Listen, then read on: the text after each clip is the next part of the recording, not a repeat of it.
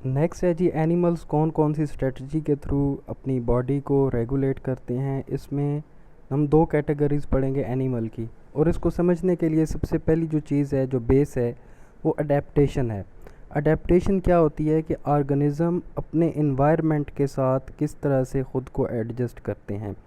क्या वो ख़ुद को चेंज कर लेते हैं या एक ऐसी स्ट्रेटजी डेवलप कर लेते हैं कि इन्वायरमेंट में आने वाला चेंज उसको वो इजीली टैकल कर सकें। अब इसी बेस पे हम दो कैटेगरीज देखेंगे ऑर्गेनिजम्स की, एनिमल्स की। पहले नंबर पे हैं ऑस्मो कन्फर्मर्स और दूसरे हैं ऑस्मो रेगुलेटर्स। ऑस्मो कन्फर्मर्स ऐसे एनिमल्स हैं जो कि आइसोटोनिक रखते हैं अपनी बॉडी और एनवायरनमेंट को, कि जो कंसंट्रेशन सॉल्ट्स की, सल्यूट की उनके एक्सटर्नल एनवायरनमेंट में हो, उसी कंसंट्रेशन को ये अपने इंटरनल एनवायरनमेंट में मेंटेन करते हैं। और इस तरह के एनिमल्स को कोई एक्टिविटी, कोई जो है वो ज़रूरत नहीं होती कि ये अपने इंटरनल एनवायरनमेंट को मेंटेन करें। तो ऐसे ऑर्गेनिज़म ऑस्मो कन्फर्मर्स कहलाते हैं। अब इनके पास दूसरी स्ट्रेटजीज़ ये मौजूद होती हैं कि ये अपने सेलुलर फंक्शन को चेंज कर लेते हैं कि उससे जो इंटरनल एनवायरनमेंट या एक्सटर्नल एनवायरनमेंट में आने वाली चेंज से इनके बॉडी के फंक्शन के ऊपर कोई चेंज ना पड़े। दूसरी कैटेगरी ऑस्मो रेगुलेटर्स हैं। ऑस्मो रेगुलेटर्स ऐसे ऑर्गेनिज़म हैं जिनका इंटरनल एनवायरनमेंट कोई नोटिसेबल डिफरेंस उसमें नहीं आता, बाहर जितना भी डिफरेंस आता रहे। क्यों? क्योंकि इनके पास जो है वो स्ट्रेटजी है फॉर देयर ऑस्मो रेगुलेशन। जब एक्सेसिव वाटर मौजूद होगा, यानी जब ये हाइपोटोनिक एनवायरनमेंट में मौजूद होंगे, तो ये अपनी बॉडी से जो है वो वाटर रिलीज़ करते रहेंगे, और इसी तरह जब ये हाइपरटोनिक एनवायरनमेंट में मौजूद होंगे तो ये अपनी बॉडी से सॉल्ट्स को रिलीज़ करते रहेंगे, और इस तरह के ऑर्गेनिज़म्स को ऑस्मो रेगुलेटर्स कहते हैं। और ये डिफरेंट कैटेगरीज़ में, डिफरेंट एनवायरनमेंट में ऑर्गेनिज़म्स हो सकते हैं। मेरीन ऑर्गेनिज़म भी ऑस्मो रेगुलेशन करते हैं। फ्रेश वाटर के अपने प्रॉब्लम्स हैं, टेरेस्ट्रियल के अपने।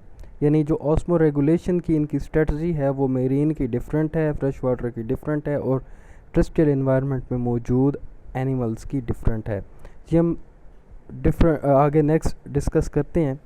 फॉर एग्जांपल मेरीन एनवायरनमेंट में जो बॉडी के फ्लूइड्स हैं वो compare to outside hypertonic system बनेगा, कि बाहर सल्यूट्स की कंसंट्रेशन बहुत ज़्यादा है, सेल के अंदर जो है वो कंसंट्रेशन बहुत कम है।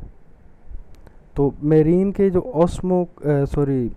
इनवर्टिब्रेट्स हैं ज़्यादातर, वो ऑस्मो कन्फर्मर्स हैं, कि वो जैसा इन्वायरमेंट है वही उनकी जो है वो बॉडी के अंदर कंसंट्रेशन है। फॉर एग्जांपल हैग फिश है, तो उसका जो बॉडी के अंदर सल्यूट कंसंट्रेशन है सेम है जो कि बाहर इन्वायरमेंट में है। जबकि कार्टिलेजिनस फिशेस की जब बात हम करते हैं तो ये इंटरनल सॉल्ट कंसंट्रेशन जो है वो मेंटेन करते हैं लोअर देन सी वाटर, और इसके लिए इनकी जो किडनी है वो ऑस्मो रेगुलेटरी फंक्शन परफॉर्म करती है, और ये अपने गिल्स के थ्रू जो है वो एक्सेसिव सॉल्ट्स को रिलीज़ करते हैं। और इसके अलावा इनके पास स्पेसिफिक सॉल्ट एक्सक्रीटिंग ऑर्गन्स मौजूद हैं जिनको हम रेक्टल ग्लैंड कहते हैं। इसी तरह जो सॉल्ट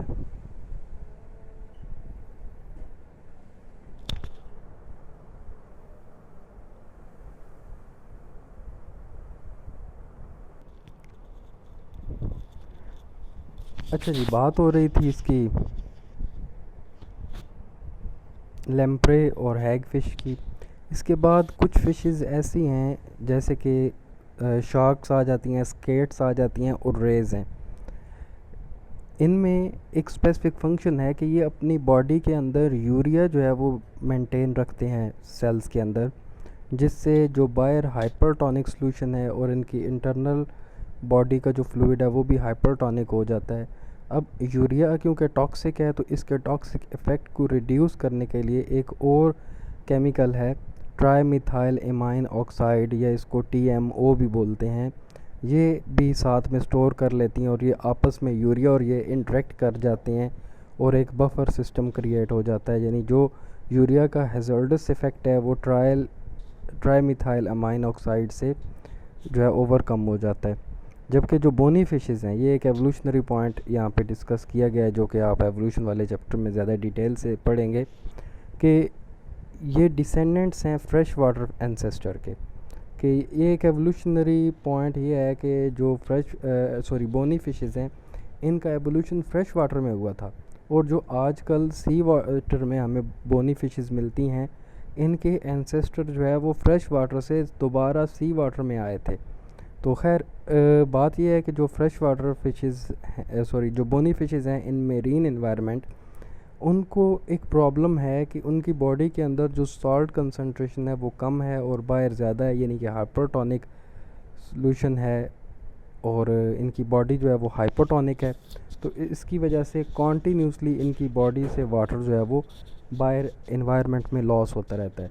इसको ये टैकल कैसे करते हैं? इसकी टैकलिंग स्ट्रेटजी ये है कि ये बहुत ज़्यादा मकदार में पानी पीते हैं अब, और ये जो यूरिन रिलीज़ करते हैं वो हाईली कंसंट्रेटेड यूरिन होती है, यानी जिसमें वाटर ना होने के वाटर की क्वांटिटी बहुत कम रिलीज़ करते हैं और सॉल्ट की क्वांटिटी बहुत ज़्यादा रिलीज़ करते हैं, जिससे जो इनकी बॉडी में इन्होंने एक्सेसिव वाटर ड्रिंकिंग से सॉल्ट इनटेक किया होता है, वो सॉल्ट तो रिलीज़ हो जाता है, मगर जो वाटर इनटेक करते हैं वो यूरिन के थ्रू रिलीज़ नहीं होगा, वो वैसे जो हाइपरटोनिक इन्वायरमेंट में रहने की वजह से कॉन्टीन्यूसली लॉस होगा, वो उसी तरह लॉस होगा। तो ये इनकी स्ट्रेटजी है अपनी ऑस्मो रेगुलेशन को मेंटेन करने की।